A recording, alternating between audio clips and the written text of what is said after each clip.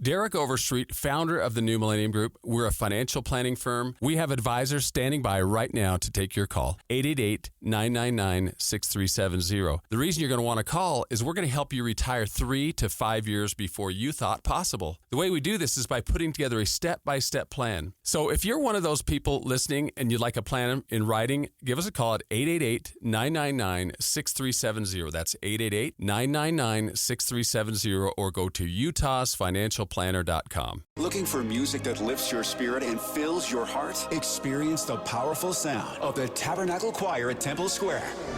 Now streaming on all your favorite music platforms. Find the Tabernacle Choir on Spotify, Apple Music, YouTube, Amazon Music, and Pandora. Let the music of the Tabernacle Choir at Temple Square inspire you today and every day. Whether you're at home, in the car, or on the go, enjoy the beauty of their world-renowned sound anytime. The Tabernacle Choir at Temple Square, streaming now.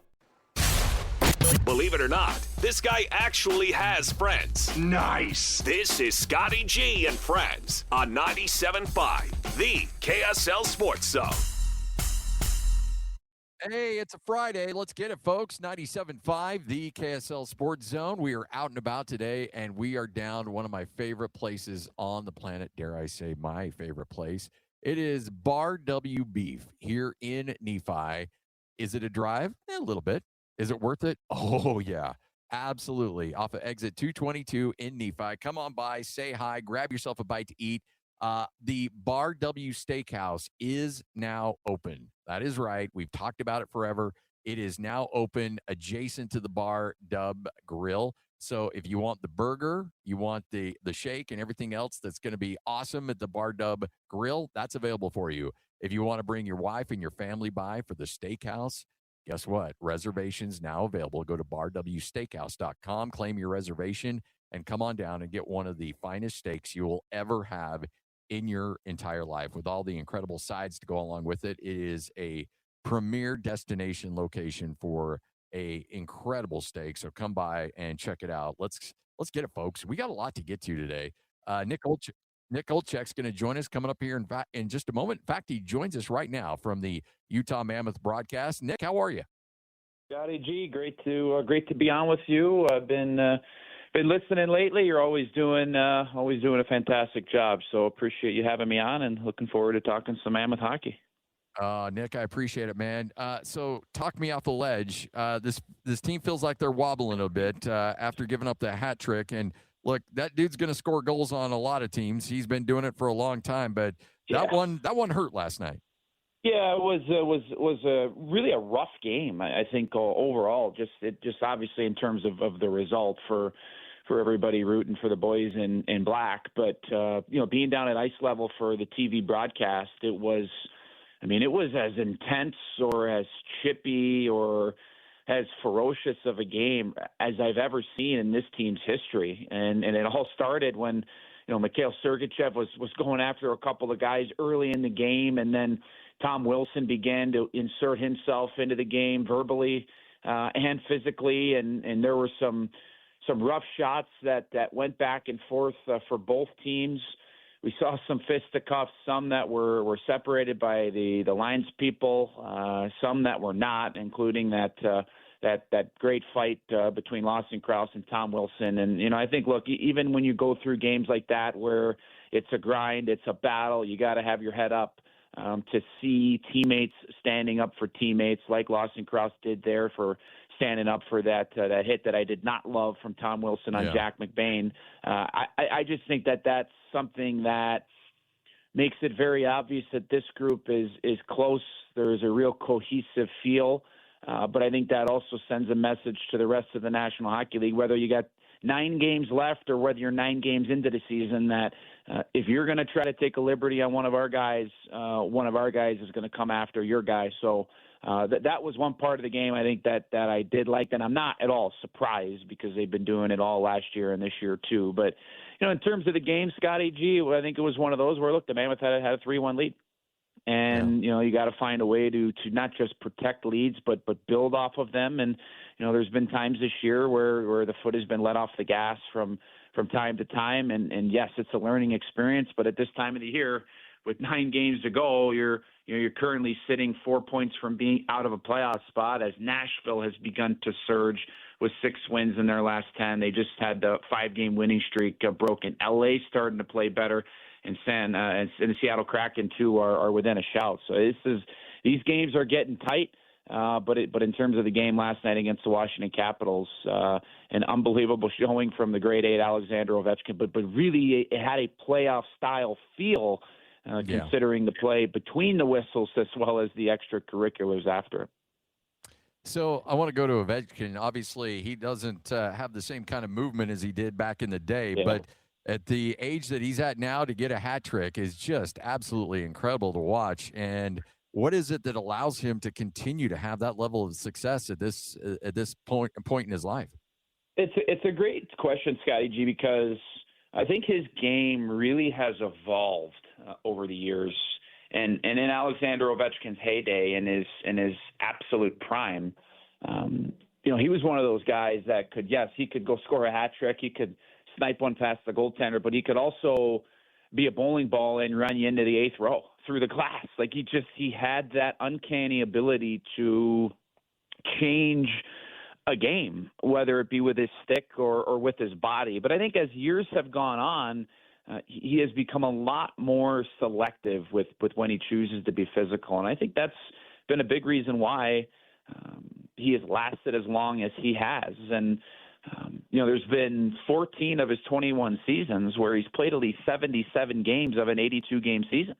And that's not even taking into consideration the lockout shortened years, as well as the COVID shortened season too. So I just think the remarkable durability of his career has not only allowed him to get to this point, but he has really turned from a very physical style of game to now he just kind of sits in the weeds and he waits for his opportunity to shoot the puck. And our great sideline reporter Sarah Merrifield actually chatted with Nate Schmidt before the game, and Nate Schmidt had spent a couple of years playing with Ovechkin in Washington. And the one thing that really stood out to me is when Sarah asked him about Ovi,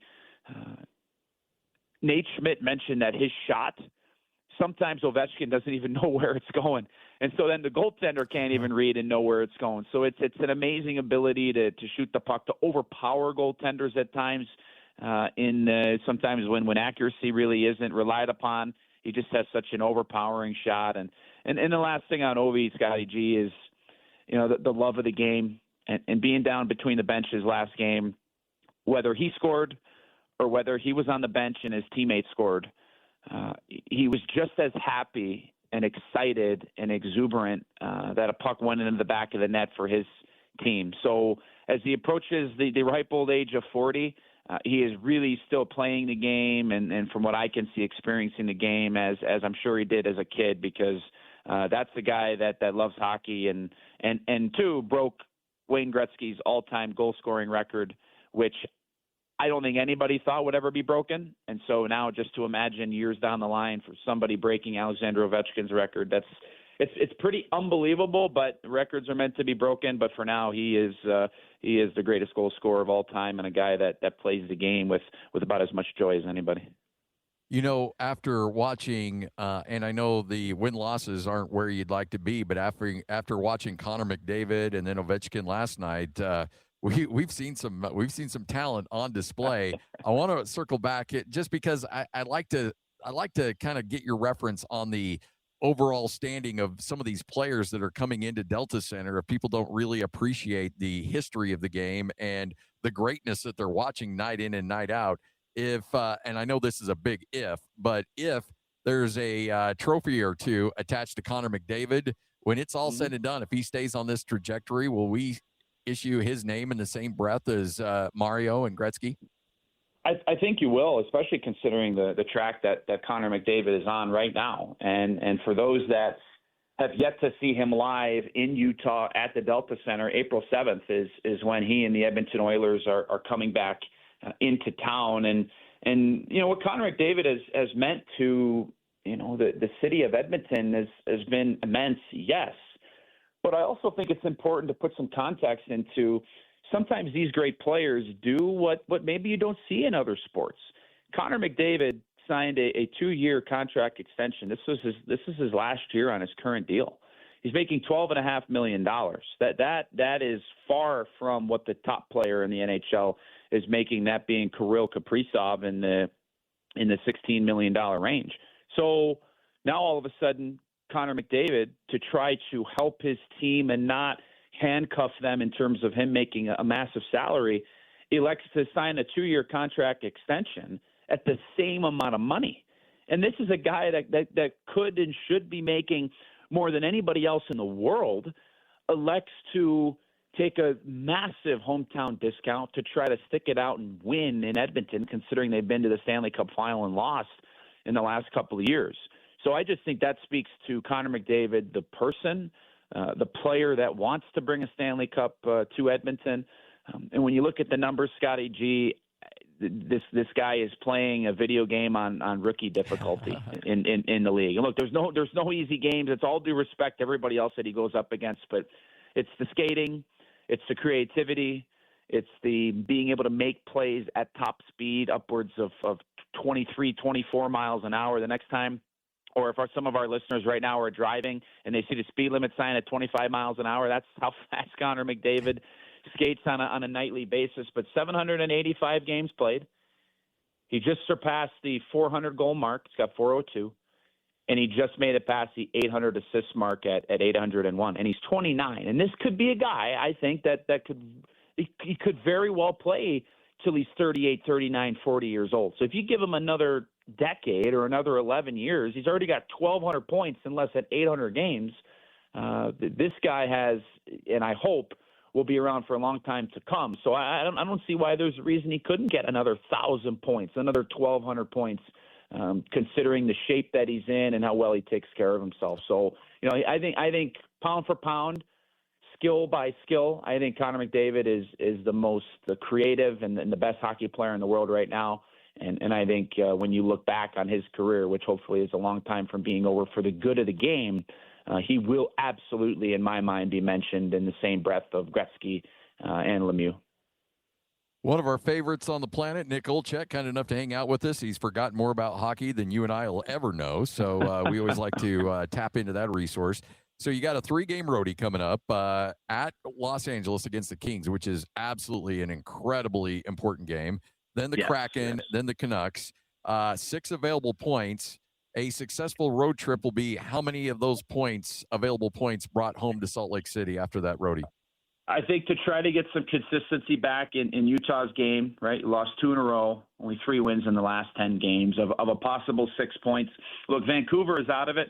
We've already established that there's no easy games in the National Hockey League, but you absolutely have to get 2 points against the Vancouver Canucks. And then you're taking on LA and Seattle, as you mentioned, Scotty G. Both those teams are on the outside looking in.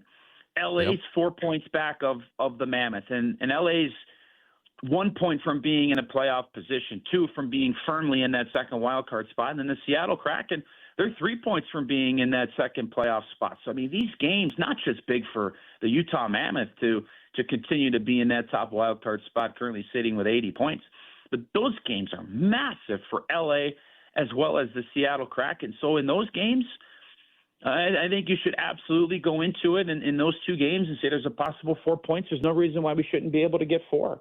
And I think when the Mammoths are playing at their best, and when things are clicking on all cylinders, and it's rare that every part of your game is playing top notch, I think this team has the leadership in that room, and they have the understanding of the importance of these games.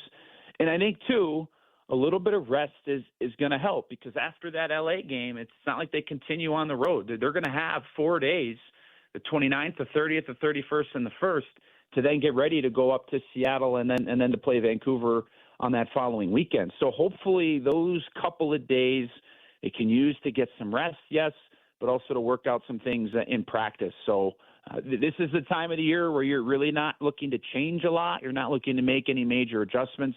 You're trying to fine tune. You're trying to make sure that your team can get their bodies in as good a shape as they can, get as much rest as possible, to make sure that when you do go into those huge games, that your optimized energy levels are at about as top as they can be.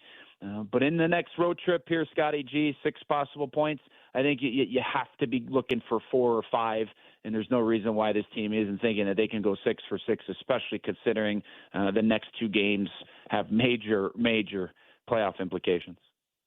Nick Olczyk joining us, 97.5, the KSL Sports Zone. So, Nick, I know there's people out there to be like, well, we're a little concerned about what's going on between the pipes with the Mammoth. I would ask you this from your perspective as a broadcaster and as a player. There are times where you feel like you're in the zone, and there's other times where you don't feel like you're in the zone, and you're kind of battling a little bit. How hard is it for goaltenders to get right? Because so much it seems like their play is just based on momentum.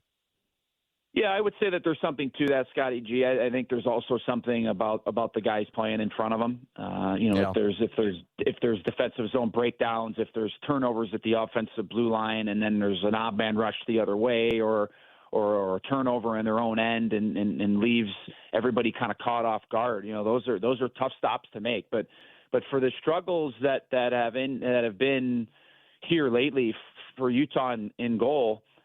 Like, let's just paint the picture here and talk about the season in totality for Karel Vejmelka. I mean, he's got 32 wins at this point in the season, and that's good enough for second most in the entire National Hockey League. Only Andrei Vasilevsky of the Tampa Bay Lightning, who has been a top goalie for seemingly his whole career, has more with 32. And there was a long stretch where Karel Vejmelka was on top of Andrei Vasilevsky with more wins. And so, yes, there's been ups, there's been downs. Would you rather have a great stretch happen at the most important time of the year? Yes. But right now for this team, I think it's a rallying point that they need to support their goaltenders even more. And I will say, for the vast majority of games this year, whether it's been Vitek Vanacek or Karel Vejmelka, the one thing you ask of your goaltender is to give your team a chance to win. And I think that they have done that on more nights than not. And yes, there have also been games where both Vanacek and Vejmelka have stolen games for their team where maybe the guys in front of them haven't played as well as they needed to. So, yes, some nights, Scotty G, from a goalie's perspective, the puck looks like a golf ball. And other nights it looks like a big, colorful beach ball. And the hope is that here down the rest of the stretch here is that it looks more like the latter. But I think you can't put losses just on goaltenders. It is absolutely a team game, and so look for the team defense, but also the puck management up the ice to try to go to another level here to support their goaltenders moving forward. Because on a lot of teams, Scotty G, teams play differently in front of their starting goaltender as they do their backup. When the backup is in, you're a little more hesitant, maybe not going to be as risky. You're going to err on the side of hesitation and defense because, if we give up an odd man rush, we're not overly confident in them. I don't sense that at all. I think this team plays the same way, whether it's in front of Vanacek or Karel Vejmelka, and that's a great thing because these guys are loved in the room. And on their day, they are very good goaltenders in this league. So let's hope that they can string together a couple of big performances because the Mammoth are going to need both guys the rest of the way. Oh, yeah. Before I let you go, I always like to get your perspective on things that we see that just doesn't look right for some of us that are new to the sport and learning the sport. 21 penalty minutes from Tom Wilson last night. Yeah. That's a career high for him, but just how rare is that number? Because that seems like, Nick, that seems like a bunch. Yeah. If we were in Scotty G, if we were in the 70s and the 80s, that might have been a little light.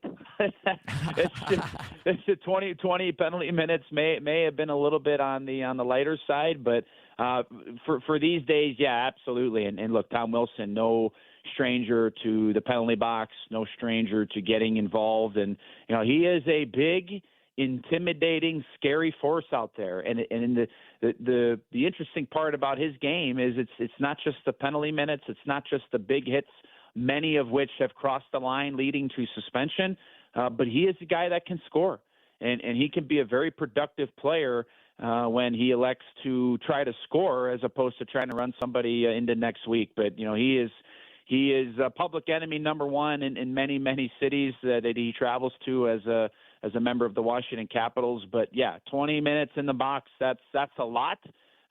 but for him, he is no stranger to racking up some big numbers and big totals on the under the PIMS column in his box score. Well, Nick, we appreciate it. Thanks for hanging out with us as always. Always good stuff. We got to do this again, man. This is you explained the game so well for us. We appreciate you helping us out in this evolution of this market is becoming, and it, trust me, is very quickly becoming a hockey town. And I think you and the broadcasters there have had a big part to do with that. Scotty G, appreciate the kind words. That's why we're here. We're here to entertain and inform and hopefully teach someone something along the way. So we appreciate the kind words. I'll pass that along to the rest of our squad. And anytime you need me, I'm more than happy to jump on. So keep up the great work, and we'll talk to you soon. You got it. There he is. Nick Olczyk right here on 97.5, the KSL Sports Zone. The Bleacher Report app is your destination for sports. Right now, the NBA is heating up, March Madness is here, and MLB is almost back. Every day there's a new headline, a new highlight, a new moment you've got to see for yourself. That's why I stay locked in with the Bleacher Report app. For me, it's about staying connected to my sports. I can follow the teams I care about, get real-time scores, breaking news, and highlights all in one place. Download the Bleacher Report app today so you never miss a moment. Hey, Sal. Hank, what's going on? We haven't worked a case in years. I just bought my car at Carvana, and it was so easy. Too easy. Think something's up? You tell me. They got thousands of options. Found a great car at a great price. And it got delivered the next day. It sounds like Carvana just makes it easy to buy your car, Hank. Yeah, you're right. Case closed. Buy your car today on Carvana. Delivery fees may apply. Hey, I'm Josh Spiegel, host of the podcast Lunatic in the Newsroom. If you enjoy journalism that drifts into mild panic, wild overthinking, and a guaranteed nervous breakdown, Lunatic in the Newsroom is for you. It's news like you've never heard before. The only newsroom with a panic button. You'll laugh, you'll cry, and gasp in horror as the show spirals completely out of control. It's not just news, it's emotionally unstable. Lunatic in the Newsroom. Listen today. Did you know fluoride is not available in Utah water systems? And fluoride supplements work best from 6 months to 16 years old. A healthy smile isn't just about teeth. It's about health and confidence. Your smile matters. Find resources at yoursmileutah.org. Spring starts at the Home Depot, and we are bringing the heat to your backyard this season. Fire up the flavor with our wide variety of grills for under $300, like the Next Grill 4-burner gas grill that's perfect for hosting your spring cookout. Then set the scene and turn your outdoor space into the go-to spot with patio sets for every budget. Bring it this season with grills that deliver flavor and patios that set the vibe from the Home Depot. Start your spring with low prices guaranteed at the Home Depot. Exclusions apply. See homedepot.com/price match for details. This is Scotty G and Friends on 97.5, the KSL Sports Zone. 97.5, the KSL Sports Zone. Hope you're all having a great day. We're live here at Bar W Grill, Bar W Steakhouse off of Exit 222 here in Nephi. So let's get it, folks. Come on down, hang out. Let's grab some food. You will absolutely love everything that's available for you here, again, at the Bar W Grill and Bar W Steakhouse. You go to barwsteakhouse.com, and you can get your reservations right there at Bar W Steakhouse. Again, it's high demand. I think this weekend they said they're fairly packed. You may want to check and see if there are a couple of reservations available, but go to barwsteakhouse.com. And let's be honest, if you want that beef shipped right to you, all you have to do is go to barwbeef.com, and you will find all of that available for you at barwbeef.com and have it shipped right to your house. Orders of $150 or more will be shipped to you absolutely for free anywhere inside the state of Utah. All right, we were talking about the tanking issue, and all right, so Adam Silver's trying to act like a tough guy, and you know, we mentioned before we got interrupted that last segment that Adam Silver has this strong desire to be Mr. Nice Guy. Like, he wants to be liked by everybody. And when you're running a big boy corporation and you're one of the busiest, or you're one of the most powerful men in sports, you need to take a page out of, as much as he drives me nuts, Greg Sankey's book, or even Roger Goodell's book. These guys have no problem being the villain. And I think Adam Silver, deep down, has a hard time being the villain. And I think he has a hard time standing up to people that want to tell him essentially how to handle his business and how to handle the league. And these alternatives, and there's 3 of them out there, and they're all kind of dopey, flattening odds, having everybody have a chance to get the spot, maybe flattening the odds for everybody to have the equal chance in the lottery of getting the number 1 pick. Guess what? People are going to circumvent it. There's always going to be somebody out there that's going to know how to break the rules. You just have to find a way to figure out, what can I do to make my sport better? And what are the issues really concerning my sport right now? Can you really honestly take a step back from the league right now? If you are a casual observer of the NBA, how much are you really concerned about tanking? Are there NBA players or NBA fans out there that lose sleep at night about the quality of their league, and they say it's about tanking? Tanking is hurting our league. Nobody's saying that. Nobody. There's really very few fans out there. They have latched onto an issue that nobody cares about. And that's, and Adam Silver's trying to make people care about it. They say that it's one of the most pressing issues in the league right now. If there's a fan base out there that should be upset about tanking, it would be the Utah Jazz, right? Jazz fans they say that we're doing this to protect the fans. Well, what do the fans here in Utah know? What are they trying to desperately get themselves to? A relevant team that can challenge for a championship. Okay, well, how do we do that? Well, when you're in Salt Lake City, and frankly, you can't even say Salt Lake City anymore.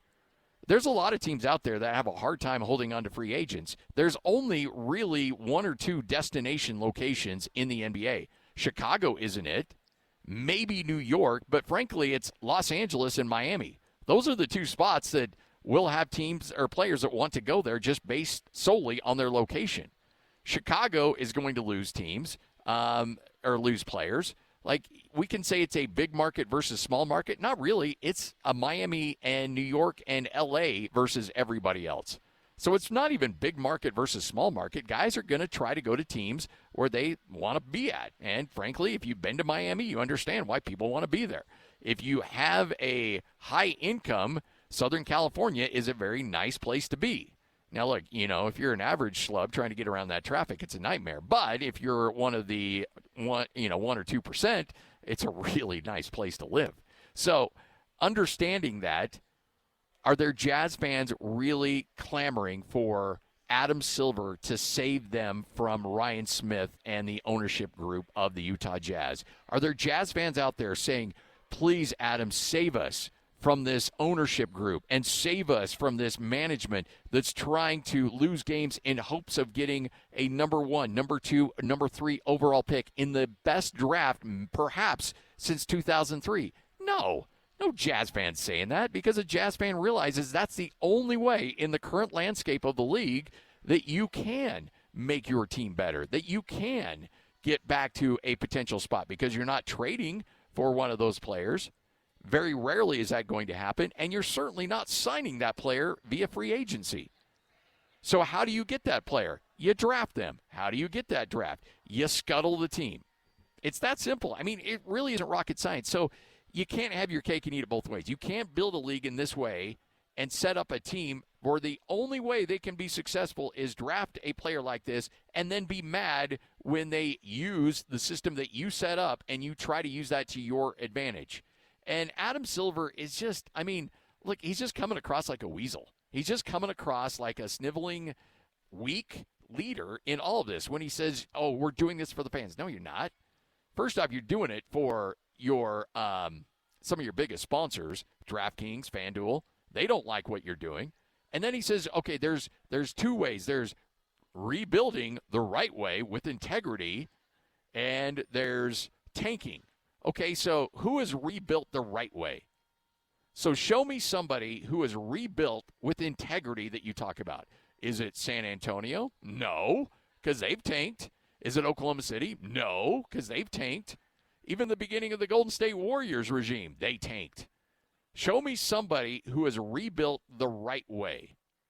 Honestly, show me somebody who you can say and point to as, okay, this you dirty Utah Jazz organization, you did it this way. So you need to be more like these guys. Because to me, they don't exist. There's tankers and then there's tankers. And the only reason you got mad at the Jazz is because they actually tried to help out the fans. They actually said, okay, you know what? We're going to give you 3/4 of your players, and then we're going to shut them down in the fourth quarter. All that did was tick off your bettors out there. Because had the Jazz done this the way that everybody else does it, had they done it in a way that is more conducive for our gambling overlords, then they would be fine. They would have been fine. Nobody would have said a word. It would have been just peachy. But the Jazz got sideways because they one game, or I guess over the span of 2 games, they did things the wrong way, and it got everybody upset. And when I say everybody, there's not a single Jazz fan that was upset. Not one. Not a one. Is there a single person across the league that was upset about it? No, not really. Nobody was upset. It was other owners like Oklahoma City who didn't like the way that the Jazz did it because it's in Oklahoma City's best interest for the Jazz to win games because they want their pick. And it's also back to some of your sponsors who don't like you fiddling with rosters down the stretch as well. 97.5, the KSL Sports Zone. The Bleacher Report app is your destination for sports. Right now, the NBA is heating up, March Madness is here, and MLB is almost back. Every day there's a new headline, a new highlight, a new moment you've got to see for yourself. That's why I stay locked in with the Bleacher Report app. For me, it's about staying connected to my sports. I can follow the teams I care about, get real-time scores, breaking news, and highlights all in one place. Download the Bleacher Report app today so you never miss a moment. Carvana's so easy, just a click, and we've got ourselves a car. See? So many cars. That's a click-tastic inventory. And check out the financing options. Payments to fit our budget. I mean, that's... Clickonomics 101. Delivery to our door? Just a hop, skip, and a click away. And bought. No better feeling than when everything just... clicks. Buy your car today on... Carvana. Delivery fees may apply. Hi, this is Alex Kantrowitz. I'm the host of Big Technology Podcast, a longtime reporter and an on-air contributor to CNBC. And if you're like me, you're trying to figure out how artificial intelligence is changing the business world and our lives. So each week on Big Technology, I bring on key actors from companies building AI tech and outsiders trying to influence it, asking where this is all going. They come from places like NVIDIA, Microsoft, Amazon, and plenty more. So if you want to be smart with your wallet, your career choices, in meetings with your colleagues, and at dinner parties, listen to Big Technology Podcast wherever you get your podcasts. The sun's shining, birds are singing, and all feels right in the world. Until the season changes, and suddenly you lose your motivation to get out of bed. In fact, 1 in 5 people experience some form of depression, no matter the season or time of year. At the American Psychiatric Association Foundation, our vision is to build a mentally healthy nation for all, because we want you to live your best life and be your best you all year round. Please visit mentallyhealthynation.org to learn more. 97.5, the KSL Sports Zone. I hope you're all having a tremendous day. We're live here at Bar Dub Grill, Bar W Steakhouse, Bar W Beef. Hey, look, it's the best beef out there. So how can you try this out? Well, it's really simple. You go to Bar W Steakhouse down here. Go to barwsteakhouse.com. Make your reservation. Best steakhouse right now in the state of Utah. I have no problem saying that. You want the best steak in the planet? Right here. Bar W Steakhouse in Nephi. You need a great burger? Bar Dub Grill. You need that beef? The same beef you're going to get at this at the Bar Dub Grill and the steakhouse shipped right to your house. barwbeef.com. There you go. All right, here's a man I bet enjoys a great steak. Hey, if you're lining up at a steak place, you going ribeye, you going sirloin, you going porterhouse, what are you going with, Bartle? Man, what a great way to start this conversation, I know, right? Scotty. It's, the more we can talk about beef, I'm all about it. And I'm a ribeye guy. When I go out, I enjoy a good ribeye. Nice. I am very much a ribeye guy. I know it's a little cliche, but I'm not necessarily a prime rib guy. I mean, I love prime rib. Don't get me wrong, but if I have to choose between prime rib or ribeye, it's going to be ribeye every day of the week. Yeah, and over the last couple of years, I've enjoyed making myself, a little homemade, prime rib and that sort of thing, and that's where I prioritize, getting a prime rib. I'm going to make the prime rib myself. Nice. But going out, it's all about the ribeye. I think you're about the same way I am with ribs. Like, I will not go to a barbecue joint and order ribs because I know that the ribs I make at home are better. So why would I spend money on something that I can do better at home? So it sounds like that's how you got prime rib dialed in. Absolutely. Yeah. It's the care, it's the nurturing of the meat, it's just all of those factors that just make it, special, make it tough to purchase those when you're going out. It's just, it's just not the same. I'm assuming you're a medium rare guy? Big time. Yep. Okay. Big time medium rare. I'll go medium, but big time medium rare. All right. Hey, by the way, I need to have you out. So I do these barbecue competitions, and there's also steak competitions. And so actually cooking ribeyes. And so I ought to have you come out to one of these comps with me and check out the place because these dudes, they know what they're doing. They don't mess around with those ribeyes. All right. Well, I'm disappointed you haven't gotten me out already, man. I know. All right. Well, enough of me stalling. We got to talk about what's going on up at the Hill. Spring ball going on right now. If somebody is going to watch this Utah team at Rice-Eccles Stadium for the first game of the year and compare it to what they saw last year from an offensive standpoint, are there going to be a lot of significant differences? Ooh, what a good question, right? Obviously there are going to be differences in terms of personnel and the names you need to know. But the most important thing for Utah is that they've got their quarterback, back. They've got their running back back. The guys that are going to be, big-time contributors in terms of their volume and how often they're touching the ball, those guys are back. And I think that's a big deal.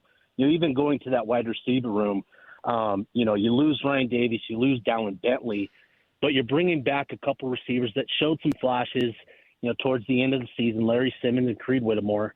You've added two dynamic receivers in Braden Pagan and Kyrie Scholes, and you're very familiar with Pagan and what he's all about. And so, I do think it's going to look fairly similar, in terms of the structure and formations and that. But I do think there's going to be a little bit of a change, a little tweaking in terms of, the types of personnel we see. And, we'll probably see a little bit more wide receiver heavy type of an offense.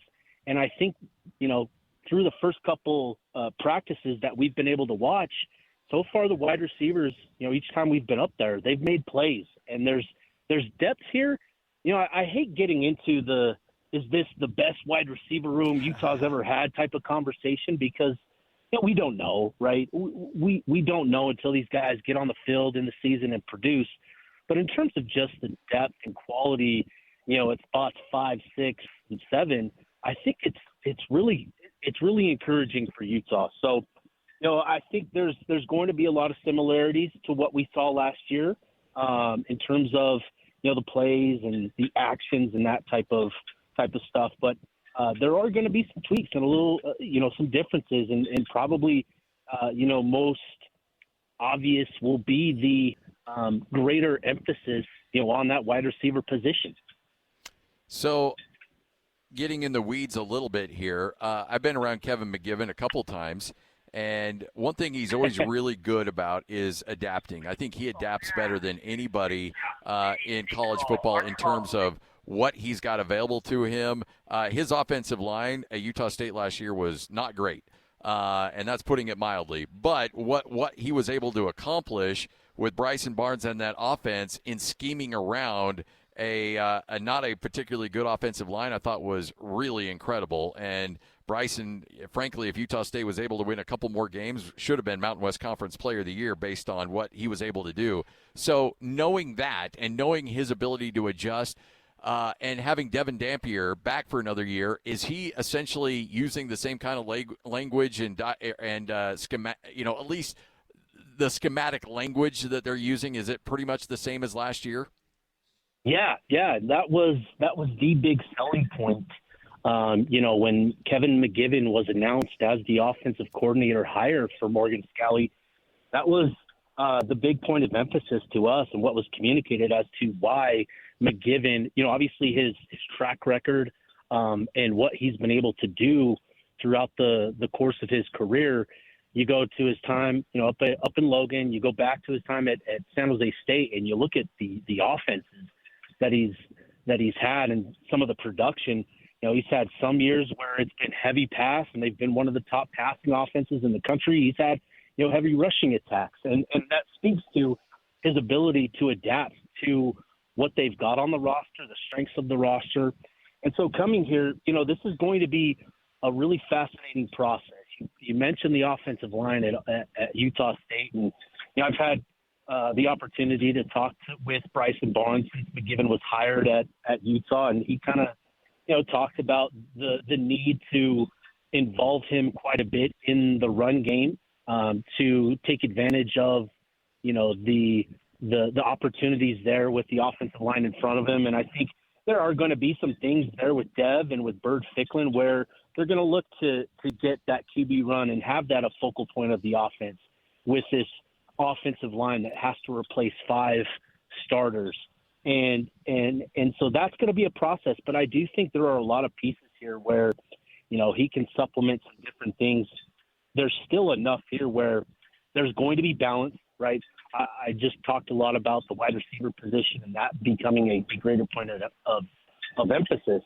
But bringing back Wayshawn Parker, bringing back Daniel Bray, who flashed, in exciting situations and made some big-time plays, getting those guys back for another year, adding, a player like Steve Chavez Soto, who's, very similar to what they had in Kerry Rogers, but maybe offers a little bit more juice, a little bit more, big play potential. And then, too, they've brought in another freshman in LaMarcus Bell. So there's still enough here where, he can find balance between the passing and run games.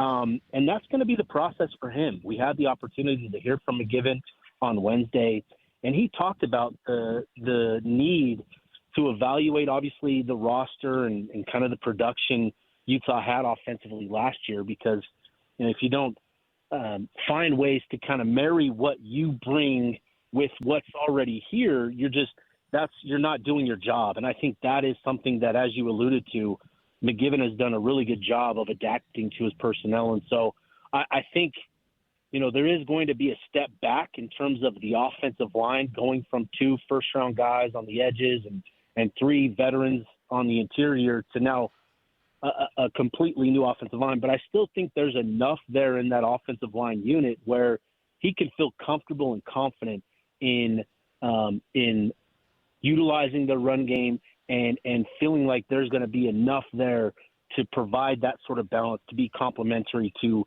all phases of the game. Obviously, Jordan Gross's resume as a player, not only in college but certainly in the NFL, is unmatched, but still a little bit raw as a coach coming from the high school ranks. Name that we've mentioned a lot, and as soon as that name got thrown out, I think you were the first one to tell me about it, that he was going to help out Jordan Gross, is Alex Gerke. And his resume as a coach is phenomenal, and having that expertise as a little bit of a safety blanket, I don't think can be really overstated in how important he can be to help kind of groom not only that offensive line, but Jordan Gross as a coach as well.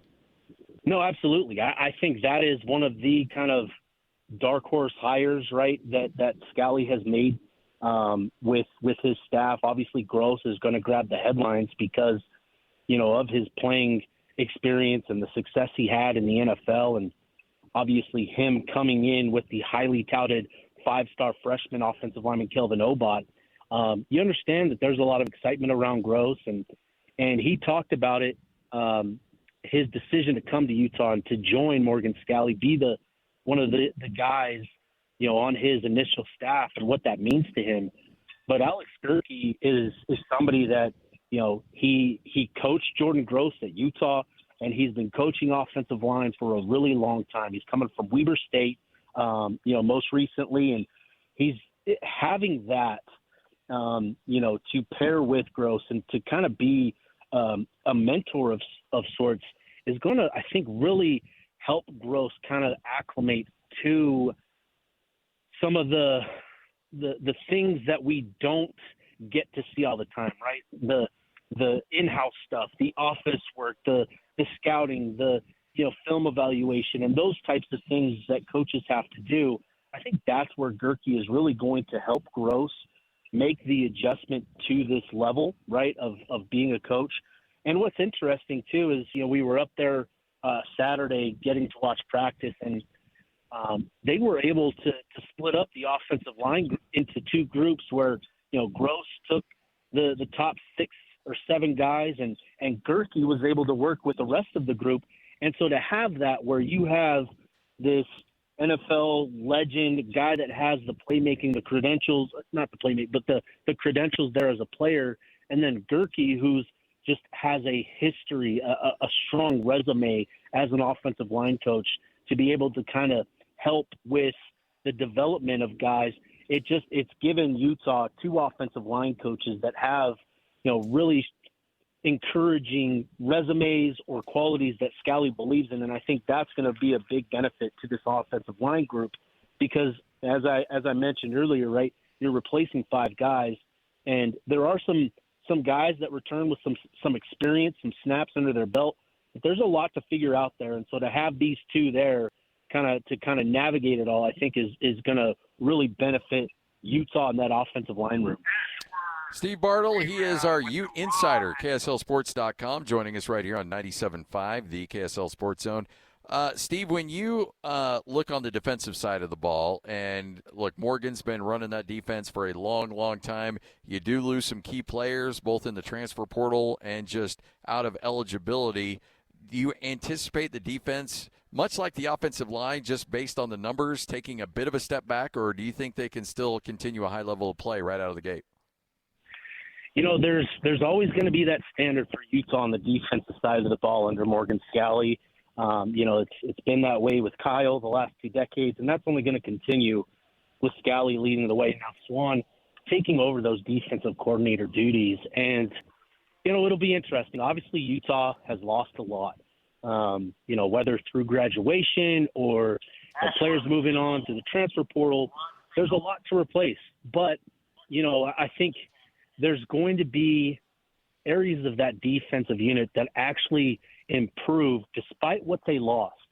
And first and foremost, outside of that defensive end spot with John Henry Daly and what he was able to do this past season, I think there's reason to be really optimistic about that defensive tackle group, which really struggled over the final couple weeks of the season with Kansas State and Kansas in particular, and then Nebraska in the bowl game. That defensive tackle group just wasn't able to hold up, against the run. And I think Utah's added some pieces there. They've got some young guys that are developing, and I think that's a group that will be surprisingly better than what we saw last season, despite what they had and, a couple of veterans in that group. And there's context to that, right? There were Dallas Vakalahi dealing with injuries, Aliki Bomahi dealing with injuries, Jonalea Ea being, a 285-pound defensive tackle being tasked with holding up the interiors. It's a lot to ask. And I think Utah's going to have better depth there. And that, when Utah has strong play, at that tackle, at that D tackle spot, it just does so much for the rest of the defense. And that linebacker group, there's a couple guys there that I think could potentially surprise us. Cyrus Polu, going into year 2, I think he's somebody that when talking to folks in and around the program, his name comes up quite a bit, and he's making plays in practice, and I think he's going to be a guy that, breaks through and starts to see some opportunities, and that's going to be what you're looking for. You're looking for guys to step up, and so you're starting to see that, at the defensive tackle spot with a guy like Carson Kafusi. You're starting to see that at linebacker with Cyrus Polu. The secondary is going to be really fascinating because you've got Jackson Denny, who was kind of a do-it-all on both sides of the ball type of athlete. You've got 2 other guys coming back, and Rabbit Evans and Nate Ritchie. And even though we didn't get to see Rabbit Evans, I remember going back to last year's spring camp, Rabbit was the buzzword, just in terms of what he was doing on the field. He was a dynamic playmaker all through spring camp last year. Suffered the season-ending injury, and so we didn't get to see it. but I think there's a lot of reason to be optimistic there. And then with the shift that Utah has made, or the prioritization in that quarterback room of adding size, adding length, seeing that up close on Saturday with, I think they've got 6 or 7 corners now that are 6'2 plus, and just what that does for their coverage potential and what they can do in man coverage. It's going to be exciting and potentially kind of overcome what they lost in that secondary as well. So it's going to require, the coaches to get some development out of guys and to kind of coach them up and to have them ready to go. But there's pieces in place here for Utah to have another pretty stingy defense next season. So before we let you go, if you would have taken me back to December when the transfer portal opened, regardless if Kyle Whittingham was the coach or Morgan Scalley, I would never in a million years bet that you would have had the return of both Devin Dampier and Bert Ficklin on this roster. So now that they are both back, do you anticipate the usage of those two being somewhat similar to last year, or does that get a little wrinkle to it as well? Well, Scotty, you're kind of an appropriate guy to ask that question, because I'm going to throw something right back at you. With Kevin McGiven, you kind of saw something, a little two QB usage there up in Logan. I'm blanking on the other quarterback's name that they utilized in kind of a unique way, but he was a do-it-all athlete. Ran the ball, caught the ball. I would not be surprised to see Utah maybe explore some of those opportunities with Bert Ficklin, because, Bert is a dynamic athlete. He's somebody that, we saw what he could do with the ball in his hands, as a quarterback, right, in that option stuff. And so, if you're McGiven, given what you did last year with your 2 QBs up at Utah State, why not experiment and see what you can do with Dev and with Bird in that same sort of manner? So, I think there's potential for Bird's role to expand beyond just quarterback usage.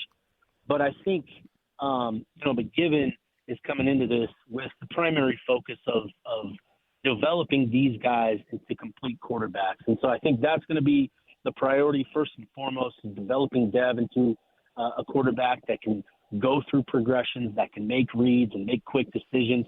And the same with Bird. There's a lot of belief in him, as the quarterback to take over when Dev's career comes to an end. And so that development is going to be key. But they've done enough. They did enough last season where I think it's absolutely worth McGiven and that offensive staff, exploring some different ways to get those guys on the field, either together or just in their own unique opportunities. I think that's absolutely something that McGiven will probably look at this offseason. Anthony Garcia was the other quarterback, and he started at wide receiver, but they played him at quarterback. He had 6 completions on the season. 4 of them went for touchdowns. So and he had a couple of 2-point conversion throws in there too. So they had some fun with him. He also ran the ball a little bit, and I think that frankly, and no disrespect to Anthony Garcia, but Bert Ficklin is Anthony Garcia on steroids. So I think that the amount of fun that Kevin McGiven can have with that offense is going to be really, really interesting with those two, for sure. Well, Steve, always a pleasure, man. Thanks for joining us. Let's do it again soon, all right? Sounds good, Scotty. Appreciate you, brother. You got it. There he is, one of the best dudes out there, Steve Bartle, KSLSports.com, Utah insider. As spring ball continues on, next week we'll take a closer look at what's going on in BYU spring ball as well as Utah State spring ball, as football, frankly, cannot get here soon enough. 97.5, the KSL Sports Zone. The Bleacher Report app is your destination for sports. Right now, the NBA is heating up, March Madness is here, and MLB is almost back. Every day there's a new headline, a new highlight, a new moment you've got to see for yourself. That's why I stay locked in with the Bleacher Report app. For me, it's about staying connected to my sports. I can follow the teams I care about, get real-time scores, breaking news, and highlights all in one place. Download the Bleacher Report app today so you never miss a moment. Reggie, I just sold my car online. Let's go, Grandpa. Wait, You did? Yep, on Carvana. Just put in the license plate, answered a few questions, got an offer in minutes. Easier than setting up that new digital picture frame.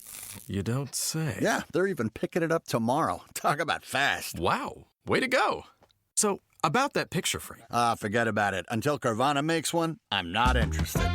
Car selling made easy. On Carvana. pickup fees may apply. Hi, this is Alex Kantrowitz. I'm the host of Big Technology Podcast, a longtime reporter and an on-air contributor to CNBC. And if you're like me, you're trying to figure out how artificial intelligence is changing the business world and our lives. So each week on Big Technology, I bring on key actors from companies building AI tech and outsiders trying to influence it, asking where this is all going. They come from places like NVIDIA, Microsoft, Amazon, and plenty more. So if you want to be smart with your wallet, your career choices, in meetings with your colleagues, and at dinner parties, listen to Big Technology Podcast wherever you get your podcasts. The sun's shining, birds are singing, and all feels right in the world. Until the season changes, and suddenly you lose your motivation to get out of bed. In fact, 1 in 5 people experience some form of depression, no matter the season or time of year. At the American Psychiatric Association Foundation, our vision is to build a mentally healthy nation for all, because we want you to live your best life and be your best you all year round. Please visit mentallyhealthynation.org to learn more. It's time to saddle up and talk about the winners and the losers. This is the good, the bad, and the ugly. Now, here's the good.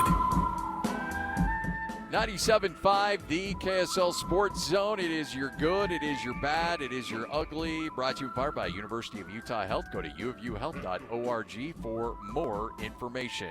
All right, we got some clips to get to. Let's start with the good. Right here on the good, the bad, the ugly, 97.5, the KSL Sports Zone. So Nate Oates, who is the head coach of Alabama, and in this day and age where you got coaches jumping all over the place, looking for the next new job, looking for the big payday, Nate Oates was talked about, hey, you know what? You got your big contract when you went to the Final Four last time, but nothing since. Why is that? Well, here's his response. With respect to what you said at the beginning about wanting to be at Alabama, a couple years ago when you guys made that Final Four run, you and Alabama did a contract extension before the tournament. I was curious, why have you not done that this time, and where do those conversations stand? Well, one is the contract they gave me back when we did that one was pretty good. So I'm getting a listen. So I'd say this a lot. I am a high school coach that caught a couple breaks in life. And there's probably high school coaches better than me out there that just didn't catch the breaks. As a matter of fact, I know there's high school coaches better than me. So when my salary goes up $500,000 every year, you know how long it took me to make $500,000 at Romulus? Like it was, I got paid $4,700 a year to coach basketball for 11 years. So I'm not going to them asking them to redo, like we redid the contract and I went to a Final Four and we didn't redo it. Because they got good faith in me and I got good faith in them. We've had discussions. I'm open to redoing them, but I'm not really looking to leave. I'm pretty honest with them. So if they come up with one that makes sense to do, it's good. And I'd love to stay there, but I'm not really looking. So You don't have an offer in hand right No, now? I don't have an offer in hand, but we've had some discussions, and it's probably getting close, and we'll see where it takes us. But I feel like I'm probably too honest with everybody, including you guys in the media. And sometimes you use it against me, which is fine. I'm going to be honest. I'm going to tell you what I'm thinking. I'm probably too honest with the administration. I'm not looking to leave. So they don't need to be in a huge rush to fix a really good contract that I got right now. I got on March 15th, my salary went up $500,000. I still can't believe I'm getting paid this much. I'm coaching basketball. Guys, I did this thing for free at Maranatha for 3 years. I got paid $500 out of the Warhawk Fund at Whitewater a year for the next 2 years. I made $4,700 a year for 11 years. So added up, for the first 16 years I coached basketball, it was less than $50,000 total. My salary goes up $500,000 every year. It's glorified PE teacher making too much money right now. So I'm not going to complain. So I love the honesty. I actually love the laugh too, where he's like, I made, every year my salary goes up $500,000. Last March or a week ago, it kicked up another $500,000. Ha! And it's not like at first year you're thinking maybe he's bragging, but he's like, can you believe the life I'm living right now? So why in the world would I ever go out there and try to facilitate a way to leverage more money? And somebody out there will like, well, you leverage what you can when you can. Well, okay, that's fine. But if you're happy where you're at and you're making good money and you like the situation you're in, which obviously he does, then why mess it up? And because, you know what, there's a lot of coaches out there, and I've talked to a lot of coaches, that if they've been able to go back in time and revisit some of their decisions, they would make very different decisions based on how things turned out. And ultimately, what happens isn't necessarily what's overall in your best interest long term. Short term, absolutely. Long term, not so much. Speaking of a coach making a jump, let's get to your bad. Now the bad. All right, so this is, I don't know how NC State did not see this coming. So Wade Will, the head coach of the of NC State, Will Wade, has left NC State after 1 year to go back to LSU. Now, remember, LSU fired him with cause for some recruiting things and some other issues that were no bueno. So he got fired from LSU, went back to McNeese State, was the head coach of McNeese, got them some tournament wins last year, then went to NC State, won 20 games with NC State, although they kind of fizzled down the stretch. And then LSU realizes, okay, maybe we want to get back to where we were with Will Wade. Let's bring him back. And so Will Wade now back with LSU. Look, if you hire Will Wade, just look at what he's done in his career. This is going to happen.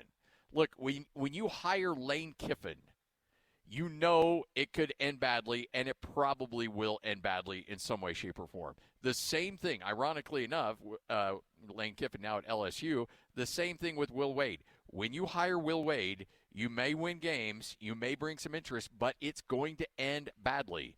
And here comes the athletic director of NC State taking a shot at Will Wade out the door. I just want to thank everyone for coming out today. I think Philip Rivers said it, right? In thinking about who we are, what we are, the Wolfpack ain't for soft people. We're going to go find a coach that agrees and understands who we are and what we are. For the past 7 years, we've built a culture in the athletic department based on trust and accountability. We got coaches that want to be at NC State. They want to be a part of who we are, what we are, and represent this great university. We thought we had someone that came in last year to lead our men's basketball program. And over the course of the last year, we had developed a relationship that I believe was based on trust and accountability. There were a number of different conversations that had occurred over the past year, involving our program, involving everything else in the landscape of college sports, including Tuesday evening for 2 hours to talk about the entire program and scheduling and the players and staff and everything that goes into that. There was no reason for me in my job not to believe the words that I was hearing coming back to me from Coach Wade.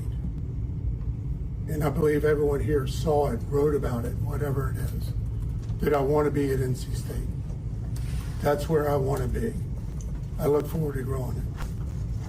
I was as surprised and shocked as anyone else as this occurred, based on the previous conversations that we had had.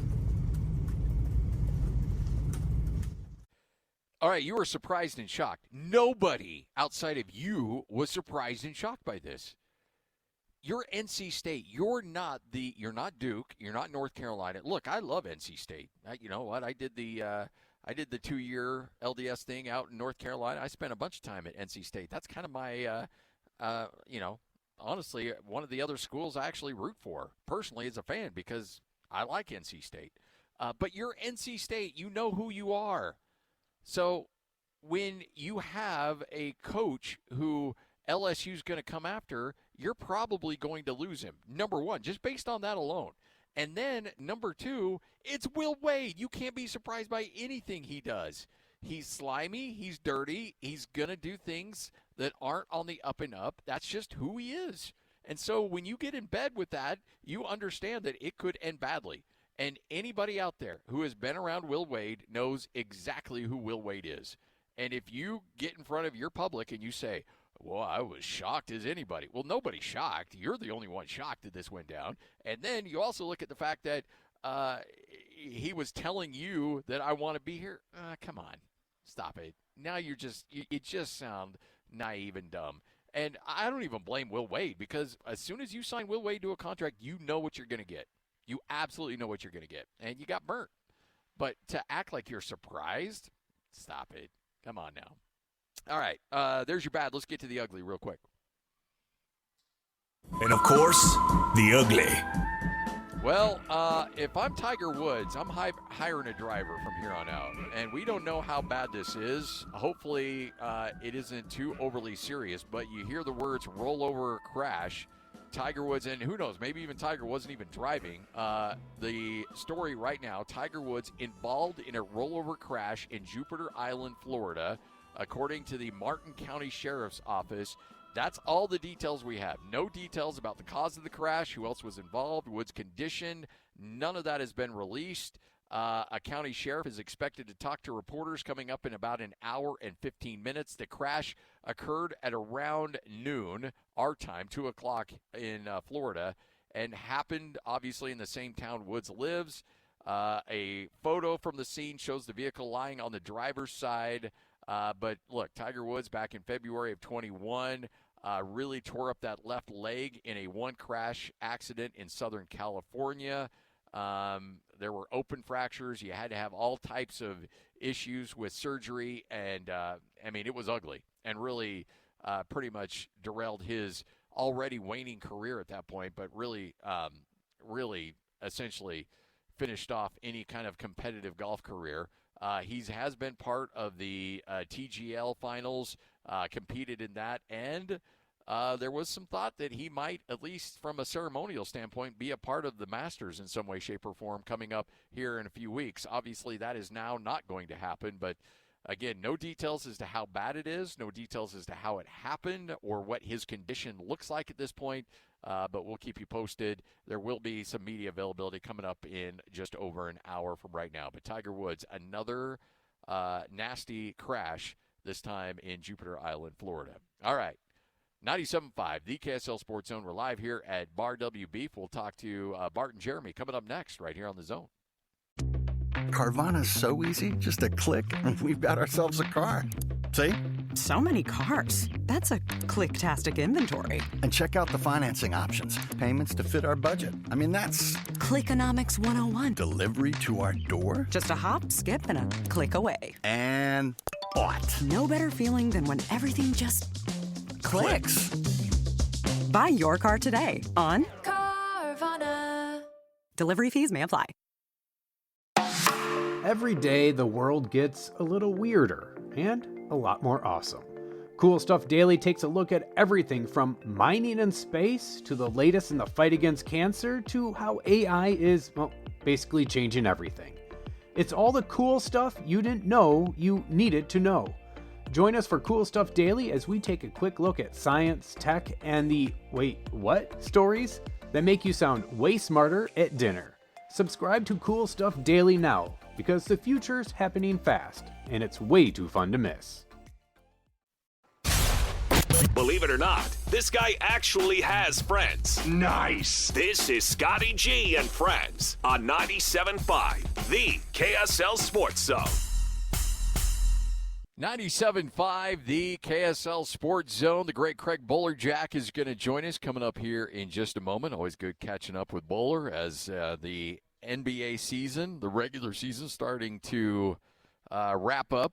Jazz trying to park this car in the driveway and then get ready for the real drama that will begin with the NBA draft lottery, and then the NBA draft, and then Summer League, and then let's get football going. So, yeah, it's just a matter of trying to finish things up and try to park this car in the driveway for the NBA season and hopefully get yourself secured in a solid position for the upcoming NBA draft, and then let Adam Silver really get guys back on really fix the integrity of the league with all the nonsense that's going on with tanking. Shut up. Stop it. You're not fixing anything. People will still cheat.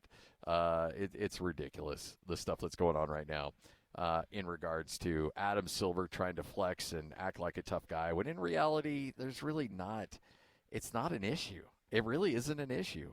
Look, there will always be teams that will not be good. There will always be teams that will look at opportunities to better their franchises.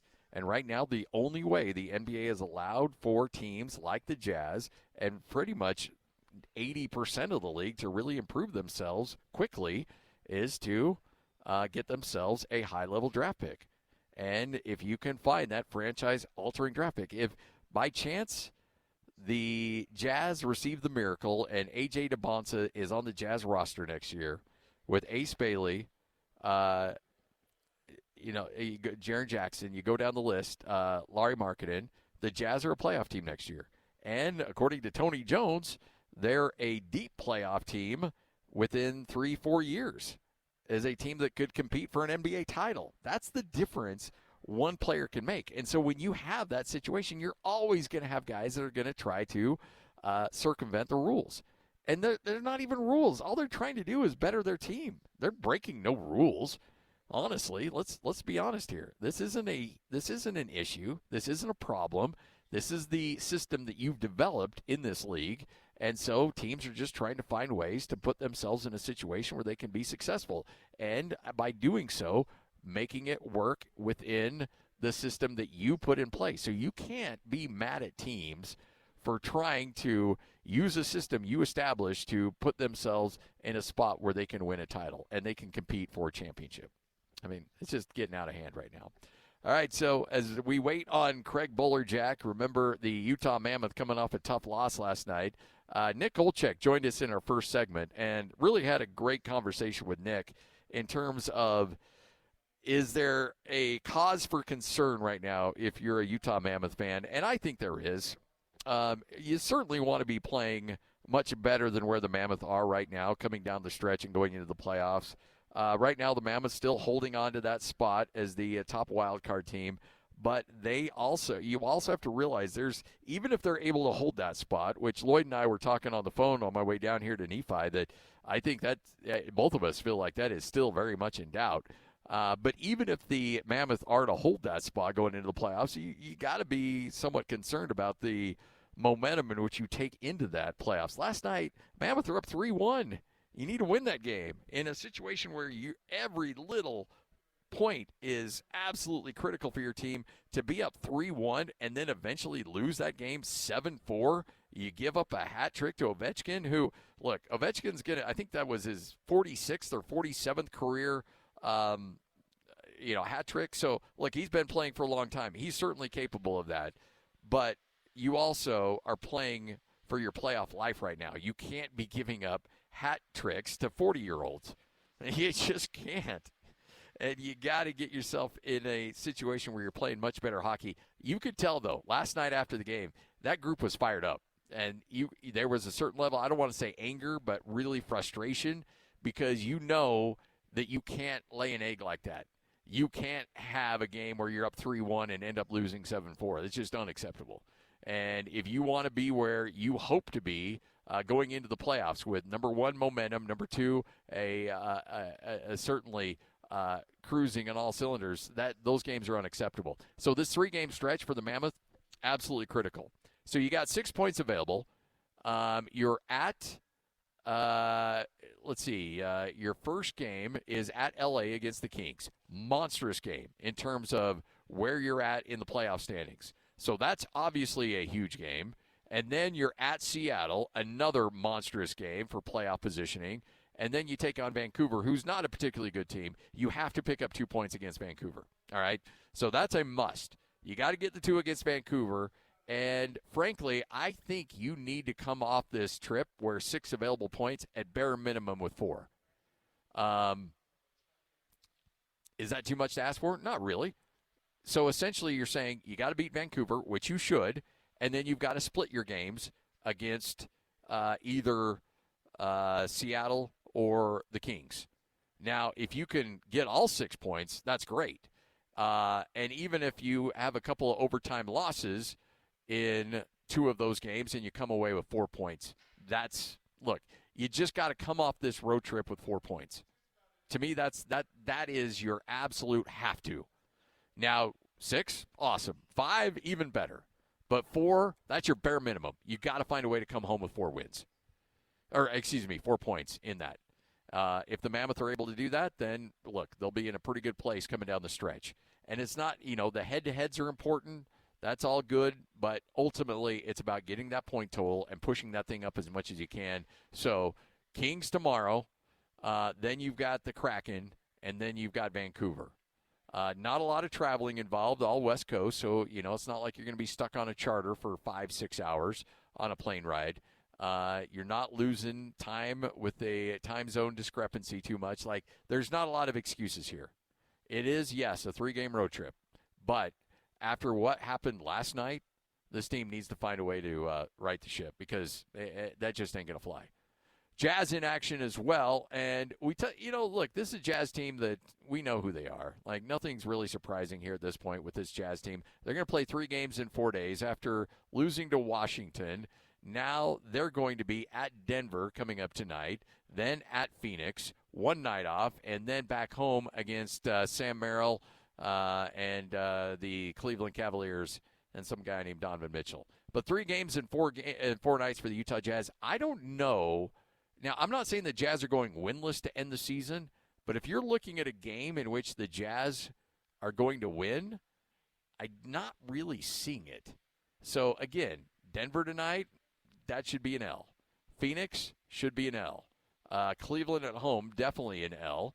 Then you have Denver again at home. Then you're at Houston. Houston's an interesting team. After blowing that lead the other night, I'm kind of curious to know where they're at mentally. Here's the one, the one that actually could be the game that you circle as the game that you might win down the stretch is actually at Oklahoma City.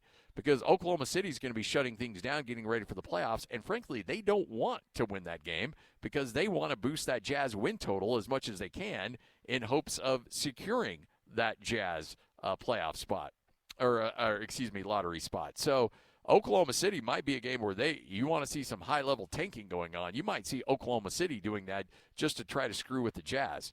Then you're at New Orleans, and New Orleans is trying to win as much as they can down the stretch.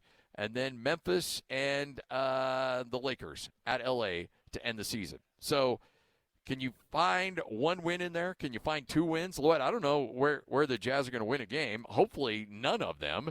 And you end the game on or end the season on a 12-game losing skid. That might be a bit too much to ask for. But honestly, looking down the stretch, there are not a lot of W's there for the Jazz, and frankly, and there that's shouldn't good. be. And there shouldn't be. Like, the fact that they were able to get blown out by the Wizards like they did, masterful, tells me it's doable. Yes, it's very doable. There should be no more wins on this, though. That Lakers one at the end, because they're going to be resting. That one makes me nervous. Yes, that one makes me very, very nervous. And of course, it would be the Lakers that would hose over the Jazz somehow. Of course, it is.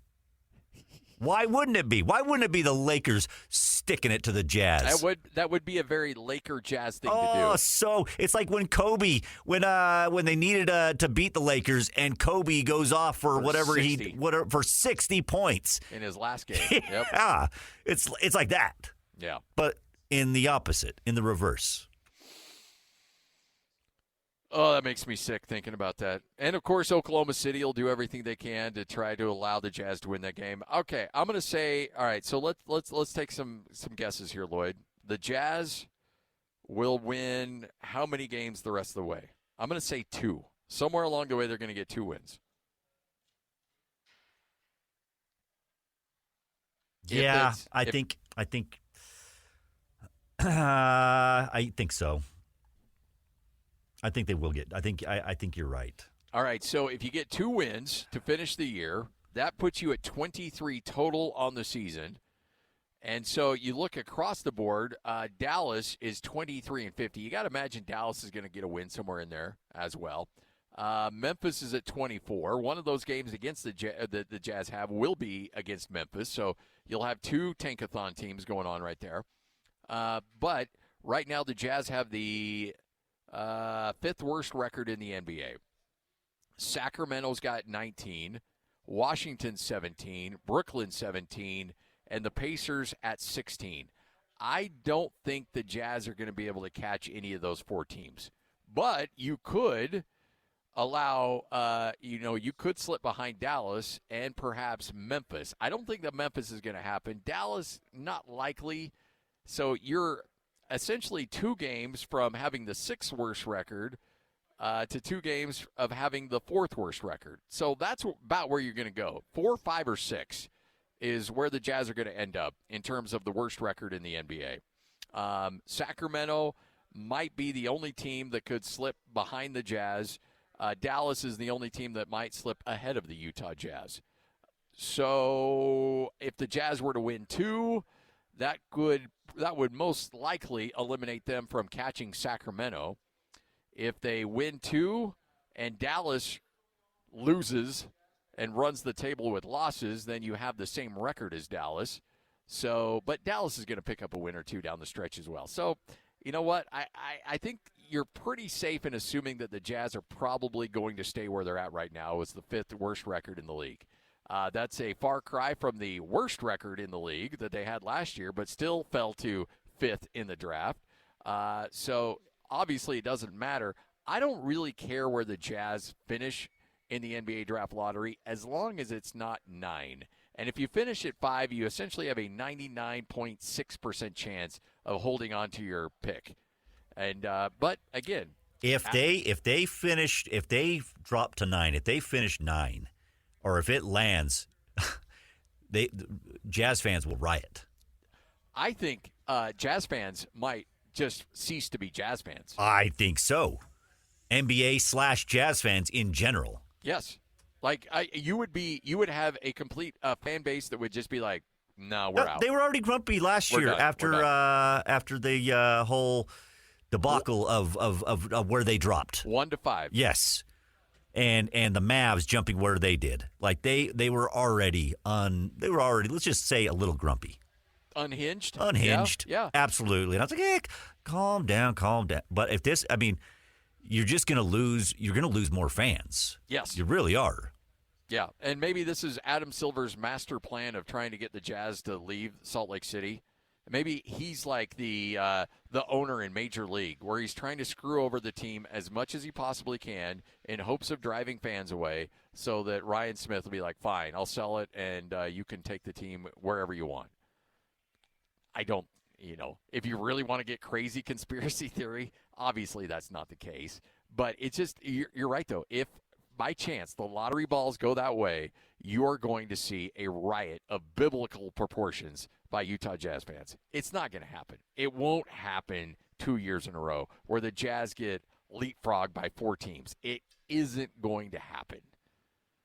It can't, right, Lloyd? It can't. It's not going to happen. No. I don't even want to put it out in the universe. It won't happen. But the Jazz certainly aren't playing with the same kind of odds that they were last year. But I think that you're seeing enough progression right now from this team and enough to be positive enough or positive about to see that, okay, you know what? This team is heading in the right direction. They've got the key pieces in place. Even if you don't add that altering spot, if you finish 5th or 6th in the draft and you provide a player that gives you good depth in the draft instead of maybe that A.J. DeBonsa or Darren Peterson or the guys that could really alter the landscape of your team, even if you just get good depth, you're at that point where I am certainly looking at a playoff team next year. So you got Jaren Jackson, Lauri Markkanen, everybody's healthy, ready to go. You got Ace Bailey probably starting. And then you look at Keontae George back in the lineup as your starting point guard. So across the board, that's a playoff team. and you add a little bit of depth in the draft and free agency as well, that's a playoff team. Now, a top 4 pick or top 5 playoff team? No. A team that starts at the playoff series at home? Probably not. But I think certainly one that you could talk about being well above the play-in.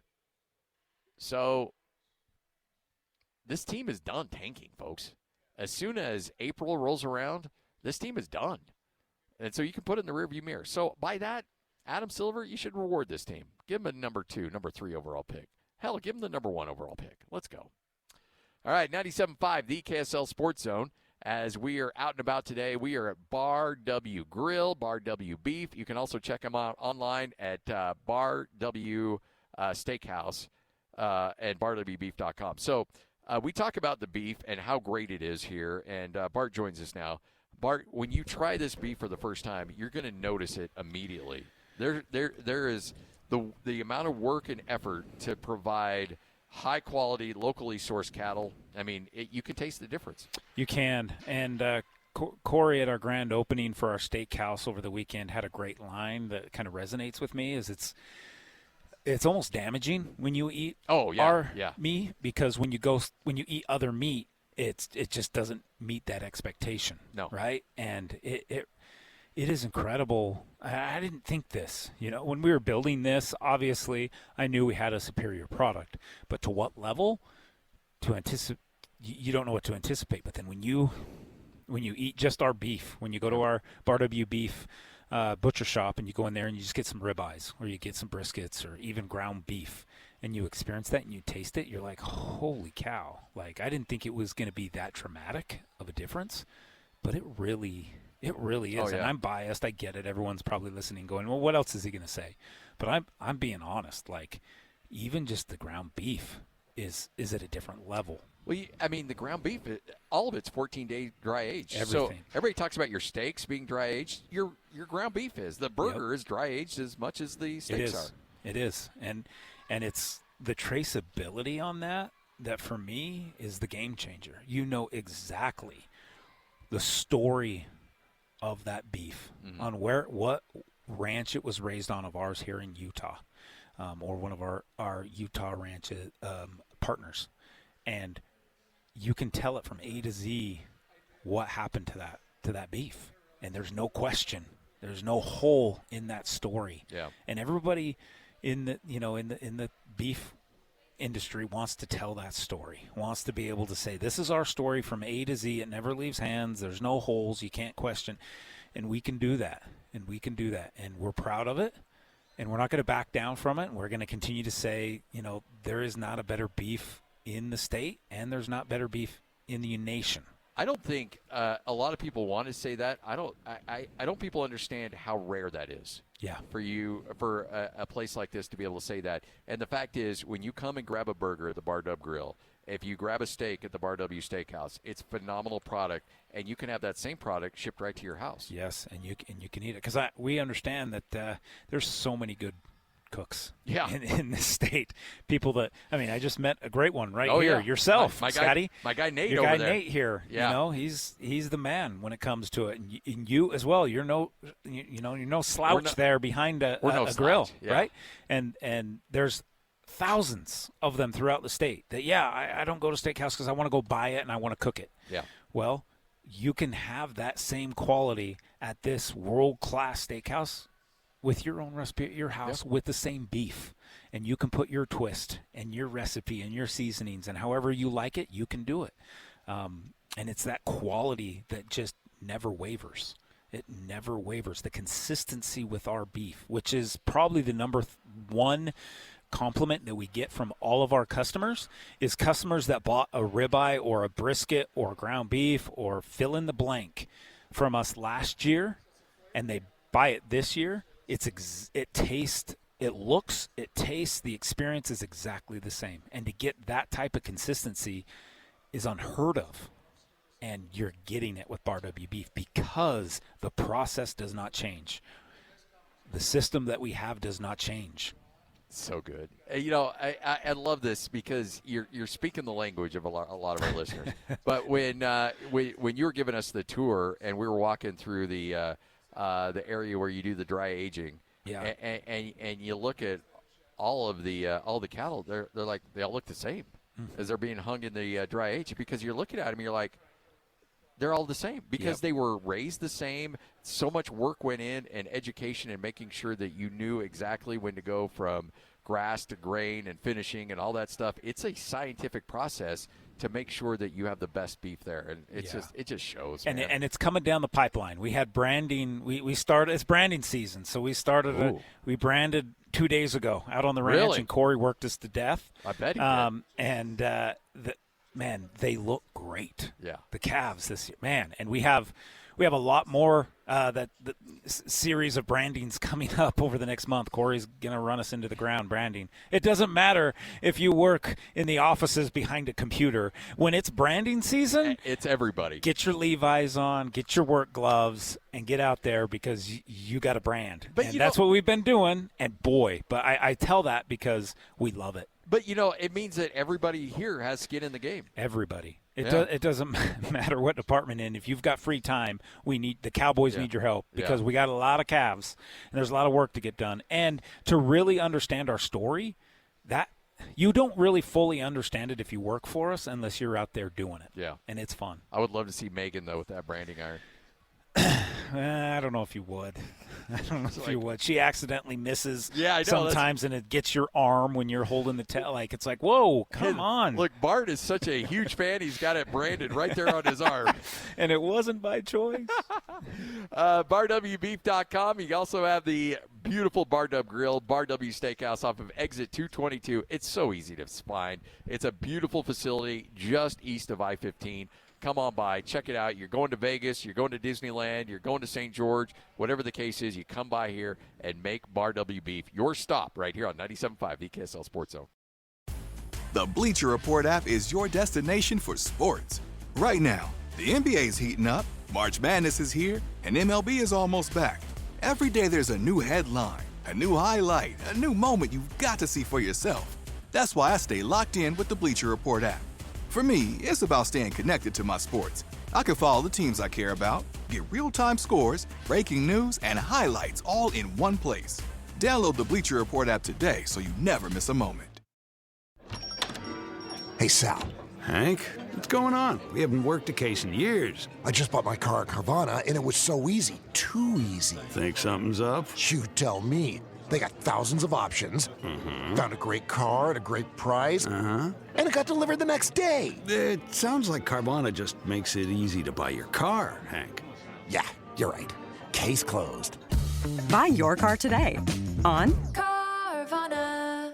Delivery fees may apply. Every day, the world gets a little weirder and a lot more awesome. Cool Stuff Daily takes a look at everything from mining in space to the latest in the fight against cancer to how AI is, basically changing everything. It's all the cool stuff you didn't know you needed to know.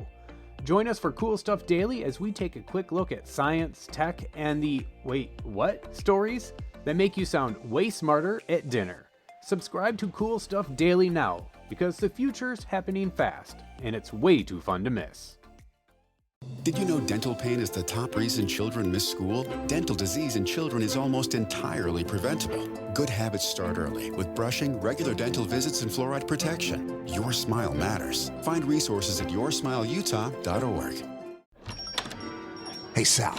Hank, what's going on? We haven't worked a case in years. I just bought my car at Carvana, and it was so easy. Too easy. Think something's up? You tell me. They got thousands of options. Found a great car at a great price. And it got delivered the next day. It sounds like Carvana just makes it easy to buy your car, Hank. Yeah, you're right. Case closed. Buy your car today on Carvana. Delivery fees may apply. You're locked on to Scotty G and Friends on 97.5, the KSL Sports Zone. All right, now it's time to talk to the legend. It is Craig Bolerjack joining us now, 97.5, the KSL Sports Zone. Bowler, how the heck are you?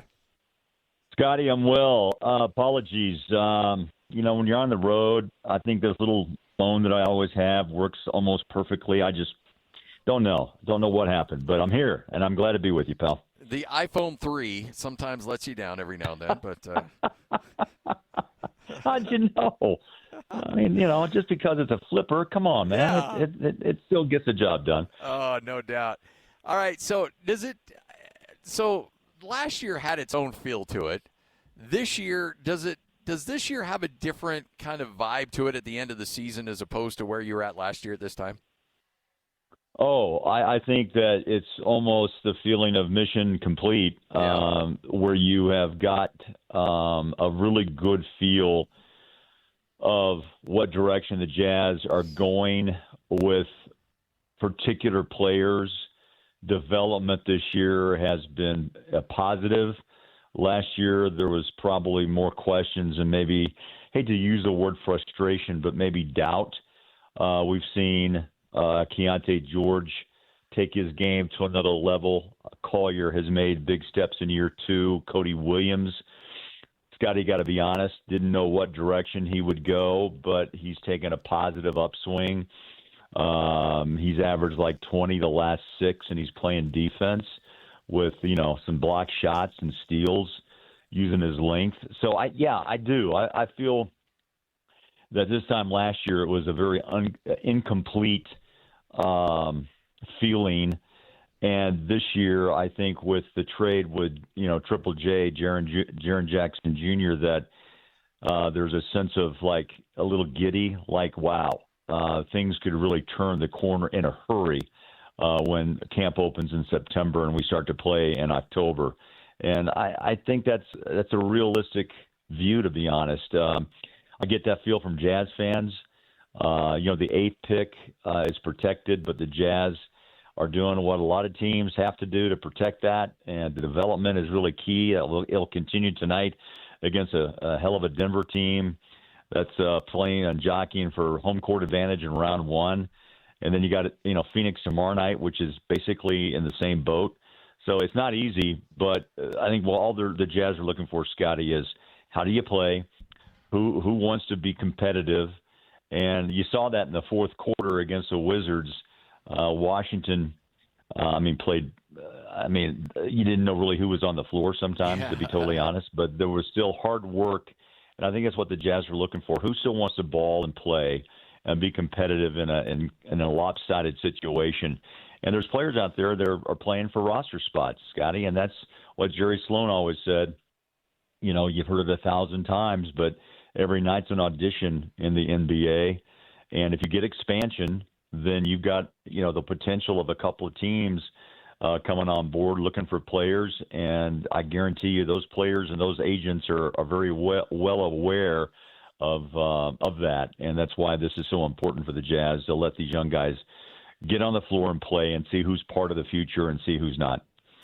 What do you think about that? Vegas, Seattle appearing to be – we all knew Seattle was going to get a team, and we assumed that it was going to be Vegas, and it appears like that's a foregone conclusion at this point. Do you think there's enough talent in the league to handle 2 more teams, or will it get too diluted? Scotty, that's the best question I guess we're going to have to get answered, right? Some people would say there is not enough talent. I think this also comes into play with if Adam Silver stays true to course, if he's going to restructure the way teams handle themselves in lottery picks and selections. Because, again, the league is better than what we're seeing right now, and to push Seattle and Vegas into the mix and obviously, have an expansion draft would dilute some teams, some more than others. But, Scotty, that's the question. And will the fans, I think at first Seattle will be incredibly excited to have the Sonics back. And then Vegas is just like, the Raiders. It's a hot spot. And I've always been curious, can you build a fan base there? Or is that more or less just guests coming and hotels handing out tickets to those guests, right? And it'll be interesting to see. What about Kansas City? Come on, that's what I'm upset about. KC needs to see him again, too. They left in the middle of the night to go to Sacramento. But, I think they're smart. I think what they'll have to do, though, Scotty, is move a team east. Who that is beyond me. That's above my pay grade. But, I think the East needs a competitive team that comes out of the West if they do decide to move. But I think just the way it would be lopsided if they don't, who that team would be, I don't know. But we will find out soon once they get obviously the bids coming in and seeing what individuals or what groups. That's what's intriguing to me, is actually going to own not only Seattle, but the intriguing part is who's going to own Vegas and what group or what individual will own the Las Vegas team. You know, at this point of the year, with the amount of players that the Jazz have had out, there's going to be, look, somebody's got to score the point. So it's, to me, I don't necessarily look at the fact that Ace Bailey had the 37-point night and the 30-point night. I anticipate that he's going to score a lot because there's really not a lot of other scorers out there. But what I really was impressed with is how he scored. He got to the free throw line. He's finishing at the rim. His game looks more refined. His defense is better. He's more efficient in the scoring. So I know a lot of people get fired up about the point total, but I love the way that he's playing on the defensive side and the way that he's more efficient on the offensive side. That's got to have Will Hardy smiling near the end of the season with what he's been able to accomplish. Oh, Scotty, yeah. I mean, that's one thing Will talks in our coaches shows all the time is when asked about Ace, he goes, look, we know he can score. And Big T always says he's developed now into a 4-level scorer, adding the free throws as well. I think he understands his body better. He is a spark plug at the rim. He can shoot the three, has a nice mid-range shot.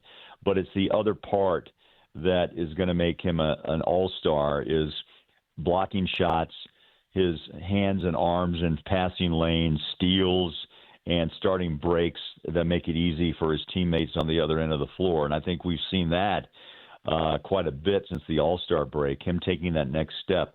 We know he's a scorer. He has wowed us more than he hasn't in some of the abilities from his outside range to his inside play at the rim.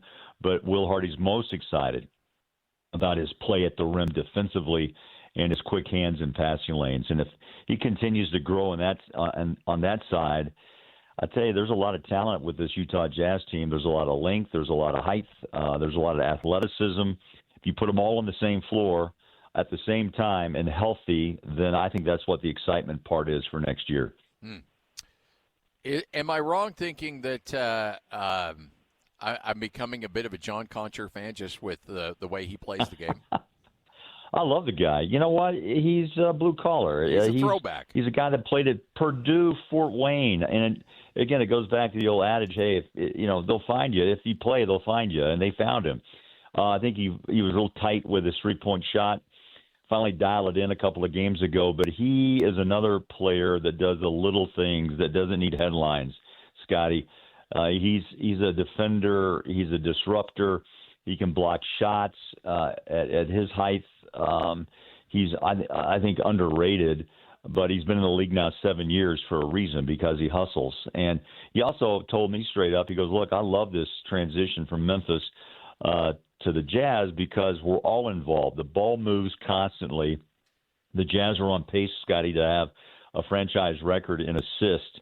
Think about that with this young team, 29.4 assists a game, and he likes to cut. So everyone's always on the lookout for John Conchar. Where's he running through, and the passes are coming a mile a minute from Keontae and Collier. Filipowski has improved in that category as well, and Ace.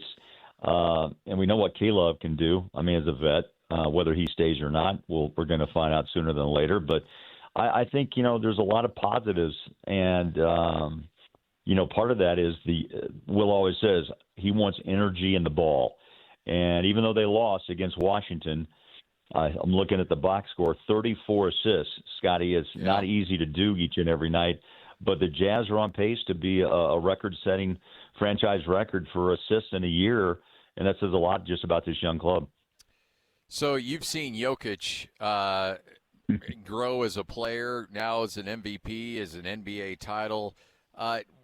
When did you really start to realize this guy had a chance to be that good? Because, physically – when you look at him, you're like, especially early in his career, you're like, this guy really? And then all of a sudden you just keep watching play after play after play. And now, man, I would build a franchise around him in a second if I could. in a second. Scotty, he will go down as the best second-round pick of all time. I mean, there was a lot of misses, right, by a lot of teams. But, yeah, you look at him physically, you think, really? But it's amazing. He's had back-to-back triple-doubles. And I'm not just talking 10s and 11s and 10-point rebound or 10 point and 10 rebound, 10 assist games. I mean, he's had back-to-back 23-point. He's had, 17, 19 rebounds, 21, 17 assists. These numbers are beyond imagine. He is technically sound. He is smart. He's unselfish. And he makes the team around him like Jamal Murray and the young Christian Brown even better. I mean, good grief. A guy that you can run your offense through. Yeah, he's you call the freak, Giannis Antetokounmpo, but this is no joke, Scotty. I can't say a little pun there, but the Joker is no joke. I mean, and I'm not just making jokes here. I'm serious that this guy is the real deal. And I don't know why. Maybe it's not flashy. He doesn't command a lot of attention. I don't like some of the antics of late that's been going down on the flops. The league, came down on that a few years ago, but they've kind of let up of late. I think that's one thing we saw the last time Denver was in Salt Lake City. I'm anxious to see how the officials handle him tonight, but still an incredible talent, and it's remarkable. He's won 3 MVPs. Could he win a 4th? I don't know. Maybe he was injured earlier. I think he's on the cusp of not making the 65 game cut. I haven't looked at it today, but he's a special talent that doesn't get as much hype as LeBron, as Wemby, as Antetokounmpo, but people know he's there. They know he's there, and they know how good he is. So we are down here at Bar W Steakhouse in Nephi, and Bowler, you got to come down and check out this place. It is absolutely incredible. Incredible beef, incredible steaks. What'd you have? You get a little ribeye? What are you taking home? Okay, I won't tell you because you're going to make fun of me if I did. The steakhouse opens up later tonight, so the steakhouse isn't open right now. So we got this massive building. It's built like a barn. It's beautiful. There's a silo built in the middle of the place, and on one side you've got the Bar Dub Grill, which is like a burger. You got the shakes, you got the spud nuts, all the stuff that goes along with the Bar Dub Grill. And then on the other side of it is the steakhouse. That'll be opened up a little bit later on tonight, and you get your reservations at Bar W Steakhouse. So the grill is open, and they told me to go grab something, and I got the grilled chicken salad. Scotty. Bowler. Really? Bowler, there was a point in my life where things got a little sideways, and so, I respect that, too. I mean, hey, look. Grilled chicken, still tasty. Oh, it's awesome. It's one of the best salads I've ever had. It's protein alone. No, Scotty, look, you're disciplined now, and I respect that. I really do. But once in a while, I know you got to sneak a rib or two in there once in a while. All right. So if you are to, if you're going to, you go to a steakhouse. Yeah. Somebody else's tab. You get to do whatever you want to do. What's your cut, and what's the temperature you're going with? Okay, look, I have to do a combo plate if it's available. Okay, so I would start with I have to have brisket.